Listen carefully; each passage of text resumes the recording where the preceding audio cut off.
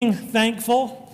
If you'll recall, those of you who were here, I mentioned that, in our society today, we tend to kind of skip over Thanksgiving, at least as a holiday.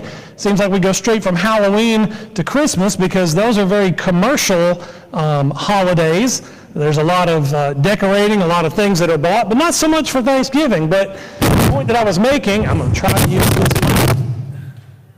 We're having technical difficulties. I may have to stand behind the podium. If it doesn't, okay, all right. Don't have to stand right here.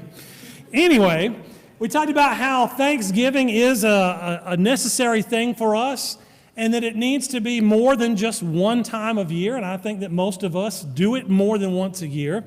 But the first lesson that I did in this series, we talked about the 10 lepers that Jesus healed and how that lesson teaches us about thankfulness, how only one of those lepers came back and was thankful to Jesus. And in that lesson, we talked about how that we have, we need to understand that we have needs and what those needs are. We need to know where to go and who to look to with our needs. And then we need to know who to thank for the things that we are given. Lesson 2, we talked about the giving of thanks. I took that word Thanksgiving and kind of broke it apart and turned it around. We talked about how we give both actively with our actions and the things that we do, but also passively with our attitude. We talked about having a thankful attitude, realizing what has been done for us, not so much what we are given, although we need to be thankful for those things, but more what's been done for us and how we need to respond to that with an attitude of thanksgiving. And then last week we looked at the Psalms, specifically Psalm 100, talking about how our worship is a time of thanksgiving. We focused on those Psalms of thanksgiving and our attitude in worship. This morning we want to finish up this series on Thanksgiving and being thankful. And there's two things that I want us to look at this morning about being thankful for. The first one is the things that are negative in our lives. Now, you may be saying, wait a minute, why do I need to be thankful for the negative things in my life? Because, the world tells us to eliminate the negative. And to a certain extent, we need to eliminate some negative things in our life. But the world says, get rid of every negative thing in your life as much as you can. We don't want to have anything bad happen to us. We want all the negative things put away from our lives. In fact, we spend a lot of our time, if you'll stop and think about it, trying to eliminate negative things in our lives. We take medicines because we hurt. We're trying to eliminate pain. We try to earn more money so that we can eliminate debt or so that we can eliminate poverty. We do all these things trying to eliminate negative things. And again, there's some things we do need to eliminate that are negative, but there's so much in this world that is out of our control that we can't eliminate. There's so much negative things that happen to us that we can't do anything about. And so what we have to do, both as Christians and as human beings, is learn to deal with the negative. And we've talked about this before, but if you'll stop and think about it, as Christians, we are promised by Jesus himself that negative things will come. He says, you're going to have trouble in the world. People are going to hate us. They're going to despise us because we are his followers, because we're his children. Bad things are going to happen to us simply because we are trying to live Christian lives and follow him. So we're promised that negative things will come. But the Bible also teaches us how to deal with negative things and how we can even be thankful for negative things. I think about the Apostle Paul, and I think how he was one who had learned to be thankful for the negative in his life. We know that he talks about in 2 Corinthians chapter 12 what he describes as his thorn in the flesh. And whatever that thorn was, whether it was bad eyesight or whether it was some temptation or even addiction that he struggled with, we don't know what it was, but whatever it was, Paul saw it as a negative, at least to begin with. And he asked God 3 times to remove that negative thing from his life, this thorn in the flesh. And of course, if you go to 2 Corinthians 12 and you read that passage, we see God's response to Paul. He says, my grace is sufficient for you, for power is perfected in weakness. God basically tells Paul, you don't need me to take this away. In fact, you need it to keep you humble. Paul says that in this passage. And then you get down to verse 10 in that passage, and Paul writes, therefore I am well content with weaknesses and insults, with distresses and persecutions, with difficulties for Christ's sake. For when I am weak, then I am strong. Paul had learned how to deal with the negative things in his life. And he saw them, as we should a lot of times, as a blessing, as a way to help him out. God says, look, you've got this thorn, and it's going to help you stay humble, Paul. It's going to help you be the person that I need you to be. It's going to help you be the preacher that I need you to be. I'm not going to take it away from you because my strength is what you need to get through. Elsewhere in the New Testament, in Philippians chapter 4, beginning in verse 11, Paul says, I have learned in whatever situation I am to be content. I know how to be brought low, and I know how to abound. In any and every circumstance, I have learned the secret of facing plenty and hunger, abundance and need. I can do all things through him who strengthens me. Go back to this slide right here. Think about it. Paul elsewhere talks about, he describes all the things that had happened to him in his life since he became a Christian. Being beaten, being stoned and left for dead, being shipwrecked. All these negative things, the way the world would view them as negative things that had happened to him. And yet Paul said, I've learned to be content in these situations. No matter what happens, how to be brought low, how to abound. In any and every circumstance, I have learned the secret of facing plenty and hunger, abundance and need. And what was that secret? It's what he says in verse 13. I can do all of this. I can handle all these things. I can go through all of these persecutions, through good times and bad times, because I've got Christ with me. He had learned that secret. Later on, he talks about being tested by fire. And we understand that term. You know, you take gold, that's the one we commonly use, and how gold has to be heated up, especially if it's brought out of the ground in kind of the ore form, and all those impurities have to be burned away in that crucible. And they're all burned off, and what is left is that pure gold that can then be formed and shaped and fashioned into whatever we wanted it to be. Paul uses that as a description to describe how we are in 1 Peter, or rather Peter does, in 1 Peter chapter 1, verses 6 and 7. He says, in this you rejoice, though now for a little while, if necessary, you have been grieved by various trials, so that the tested genuineness of your faith, more precious than gold that perishes, though it is tested by fire, may be found to result in praise and glory and honor at the revelation of Jesus Christ. Peter says here, we're going to go through the fire. We're going to be tested. We're going to be heated up. It's going to be uncomfortable. It's going to be painful at times. But he says, like that gold, we're having those impurities of our souls burned away. We're having those things taken away from us that might bring us down. We're being tested by fire, and we come out stronger and better than we were before. Those negative things are going to happen to us in our lives. Some of you have experienced them. We've all experienced them. And there may be more things that we experience that we would consider negative, that we don't want to happen to us, but we know that are going to happen anyway. We need to learn to be thankful for those things. And it's hard, I understand. It's difficult to be thankful in the middle of something negative that's going on. When you're facing some kind of trial in your life, when things are going bad, it's hard to be thankful. God says that's what we need to be because it is making us stronger people. We need to be thankful for those things because some of those things, again, are coming to us because we are Christians, because we are following Jesus. He says in Matthew chapter 5 in the Sermon on the Mount, blessed are you when men revile you and persecute you and say all manner of evil against you falsely for my sake. Rejoice and be exceeding glad, for great is your reward in heaven, for they persecuted in the same way the prophets who were before you. We're in good company when we're being persecuted for our faith, when we're having to undergo trials because of what we believe, because of how we're trying to live. They persecuted the prophets in the Old Testament time. They persecuted Jesus.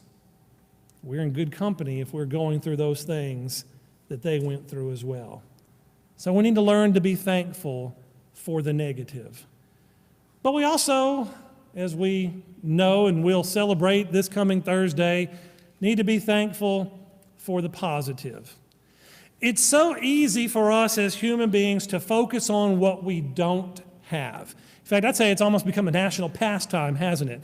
Advertisers try to make you feel as if you're missing out if you don't have their product. I Googled, when I was getting this PowerPoint ready, I Googled, you need this product. This is one of the things that came up right there. 33 ingeniously designed products you need. Notice, need is in bold print there in your life. And I'm looking at that thing. Number one, I don't know what half the stuff on there is, okay? But I look at those things, and there is not one single thing in that picture that I absolutely need in my life in order to survive. Now, would someone be nice to have? Sure. That might make my life more convenient, might make my life a little easier, but I don't see a single thing on there that I need, especially this goofy thing right there, an umbrella with a view hole in it. Really? Somebody's making money on it, okay? And these things right here, covering up a half-cut bell pepper, onion, tomato, really? We can't just use Ziplocs or plastic wrap? I mean, we have to have those specialty things right there. But again, that's the point. These companies, they want you to feel like you absolutely have to have this product in order to survive. We know the holiday season's coming up, and that's one reason I'm glad we don't have TV, because my kids don't have to watch the commercials about all the toys that they've got to have if they're going to be happy on Christmas. Okay? Or all the gadgets, guys. How many of y'all like gadgets? Ladies, how many of y'all like gadgets? Okay. Oh, more ladies than me. All right, anyway. All these gadgets that we see. Oh, my life would be so much greater if I've got to go out and buy. That's why they do that at Target, Walmart. When you first walk in and they've got that little section right there of all that stuff. In Walmart, it's the as seen on TV section, up by the registers. And it's all the things you've seen in the commercials, the slap chop and all those other things that you don't really need, but they want you to feel like you need. My point is this. We focus on what we don't have, and it's easy for us to do. In our commercial society, we're trying to keep up with everybody else. We're trying to have the latest and the greatest, and we tend to focus on the world's standard of living, which causes us to focus on the things that we don't have. If you listen to the radio any at all this time of year, especially if you listen to the stations that are playing, the Christmas music and whatnot, and you'll hear, and correct me if I'm wrong, okay, Toyotathon, right? Toyotathon is coming on. Y'all are looking at me like I'm an idiot, okay? Y'all must not listen to the radio like I do, all right? But every Christmas season, Toyotathon happens. They run their sales. They're trying to get rid of their 2019 stock to make room for the 2020 stock. By the way, can y'all believe it's almost 2020? Okay? Let that sink in, 2020. But anyway, people are going to go out, they're going to buy new cars, they're going to buy all this stuff for Christmas, most of it that they don't need, because they're focused on what they don't have. Well, instead of focusing on what we don't have, we need to look at what we do have. I like this phrase right here. It says, give thanks for a little, and you will find a lot. I want you to do a little exercise with him. I'm not going to ask you to stand up or anything, but I want you to stop and look around. Just look at your surroundings right now. Turn your head to your left. Turn your head to your right, okay? You don't have to turn all the way around, right? But look around you. Now, we could focus on the negative that we see around us this morning. We could notice, this building is almost empty. There's a lot of empty seats. We don't have a whole lot of kids or young families. This building is over 30 years old. It's getting old.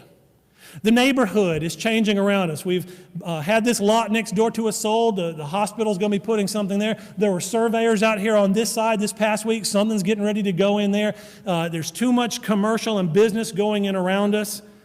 The preacher's not the most dynamic and he doesn't have any hair. I mean, we could go on and on and on about all the negatives that are around us. And that's what a lot of people in our society do.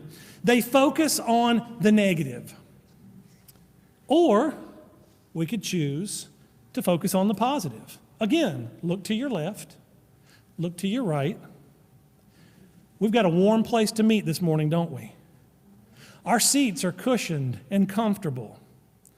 We're not alone. We have 53 people by my count. Royce will tell me it was 63 because that's how he counts, and I like that count, okay? We got over 50 people here this morning. We've got a lot of seats that are full. I see entire rows that are almost full. We have plenty of room for growth. The neighborhood around us is changing, yes, but that means new homes, new neighborhoods, which means more families to reach out to, more opportunities to serve those who are around us. You see, it's all about your perspective. Now apply this to your personal life. Look at what you do have. Stop and think about the little things that God has given you. If you were to take just a moment, and I won't make you do this, but if you were to take just a few seconds this morning and think about what you do have. Most of you probably got up this morning out of a comfortable bed in a house with a roof and walls and air conditioning or heating. You probably had breakfast, which means you had food to eat. You'll probably go eat a meal here in about 15 or 20 minutes when we're done. You'll probably eat again tonight. All of us, I think, probably came here in a vehicle, or we have a vehicle at our disposal. You see, if we stop and concentrate on what we do have instead of what we don't have, we'll find that we're so blessed. Jesus addresses this. First of all, I like these two things right here. Positive mind, positive vibes, positive life. If we'll think positively, then we'll see things positively. And then the second one there, negative thinking will never make your life positive. It's all about what we choose to focus on. And I understand some people by nature are more pessimistic than others. And it may be more difficult for you if you're one of those people. If you're a pessimistic kind of person, it may be hard for you to think this way. But I think this is what God wants us to do. He wants us to concentrate on the positive, on what we do have. Be thankful for what we do have. Don't focus on what we don't have. For those of you who are more optimistic, this is probably a lot easier for you. Encourage those who are less optimistic. Help them out. But Jesus addresses this in Matthew chapter 6, verses 25 through 33. It's one of my favorite passages in Scripture, and I go to it often, but I want to read it and share it with you. I'm going to begin in verse 25. I won't put the whole passage up there, but I encourage you, if you've got your Bibles, to turn along and read Matthew chapter 6, beginning in verse 25.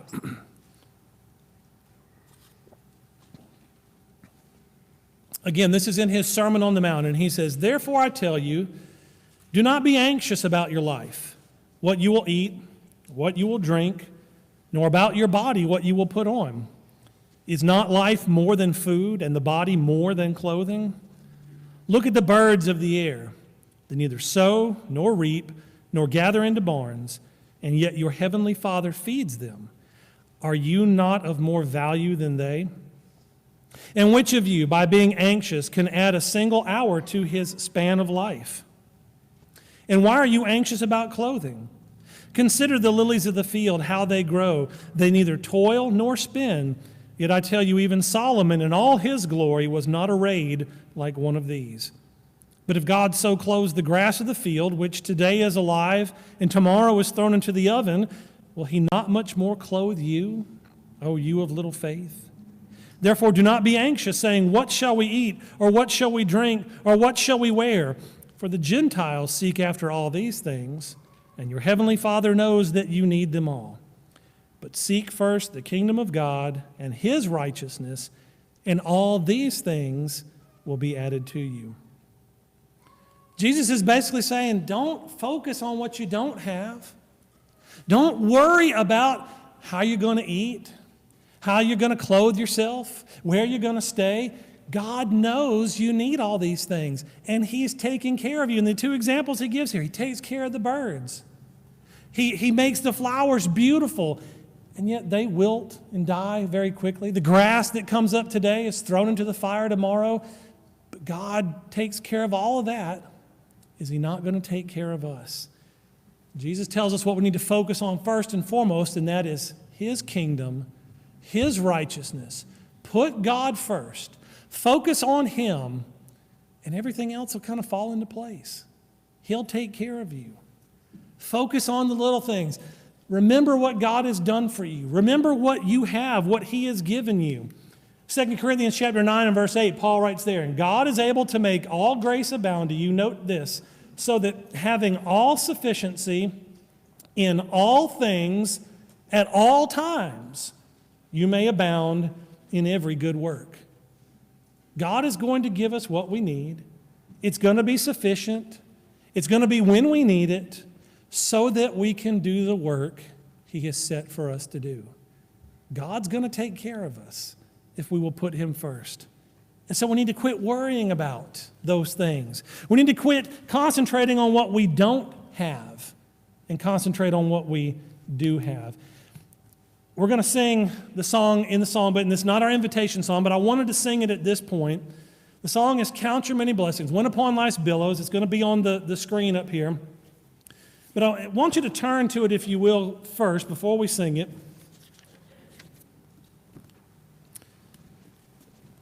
I'm going to give you the number, 742. I had to find the number. 742. And I want you to notice the words first, and then we're going to sing it.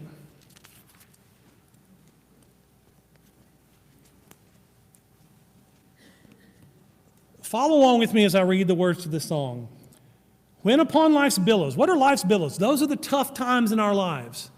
Those are the storms of life that come. Those are the negative times that we talked about before. When we are tempest-tossed. When you're discouraged, thinking all is lost. I know I've been there before. There have been times in my life when I have been so down, so depressed that I thought, you know what, it's just not worth living. Don't misunderstand me. I've not been suicidal, but I've just been so depressed. It's like, what's the point? Things are so bad, they're never going to get better. We get that way sometime. But then notice the next line. Count your many blessings. Name them one by one, and it will surprise you what the Lord has done. Verse 2, are you ever burdened with a load of care? Does the cross seem heavy you are called to bear? Count your many blessings, every doubt will fly, and you will be singing as the days go by. And then verse 3, so amid the conflict, whether great or small, do not be discouraged. God is over all. Count your many blessings. Angels will attend, help and comfort give you to your journey's end.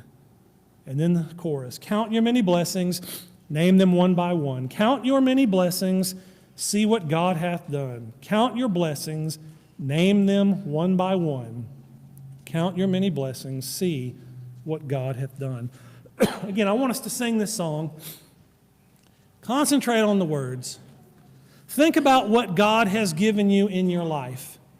Try to not focus on what you don't have. Try not to focus on the things that everyone else around you has, but think about what God has done for you. And most importantly, think about what has been given to you in the form of Jesus Christ, our Savior, who went to the cross, who shed His blood for us so that we could have everlasting life. That is the greatest gift, the greatest blessing, the greatest thing could ever be done for us. And if we had absolutely nothing else in life, if we were sitting in a pile of ashes like Job was, with only the clothes on our back and even they're falling apart, scraping at sores on our bodies, could we have the attitude that he had? God gives, God takes away. Blessed be the name of the Lord. Let's sing number 742. When upon life's billows you are tempest-tossed, when you are discouraged thinking all is lost, count your many blessings, name them one by one.